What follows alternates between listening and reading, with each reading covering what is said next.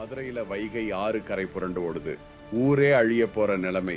அப்ப அந்த ஈசன் செஞ்ச ஒரு விஷயம் இன்னைக்கு நினைச்சாலும் மெய்சில் இருக்க வைக்கும்.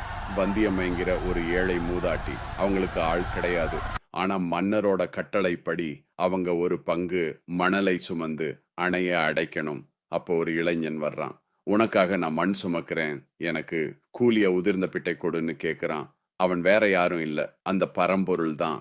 பிட்டை தின்னுட்டு வேலை செய்யாம தூங்குன அந்த இளைஞனை பார்த்து மன்னர் கோவப்படுறாரு. கைய ஓங்கி பிரம்பால முதுகில் அடிக்கிறாரு.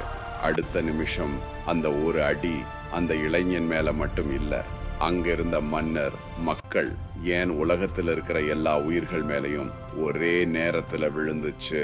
அப்பதான் மன்னருக்கு புரியுது, தன் பக்திக்காக அந்த ஆதிசிவன் மண்ணை சுமந்து வந்து அடி வாங்கி இருக்கிறாருன்னு. பக்திக்கு முன்னாடி பகவானும் வேலைக்காரன் தான். சிவபெருமான் உங்களுக்கு பிடிக்கும்னு ஓம் நம சிவாயன்னு கமெண்ட் பண்ணுங்க.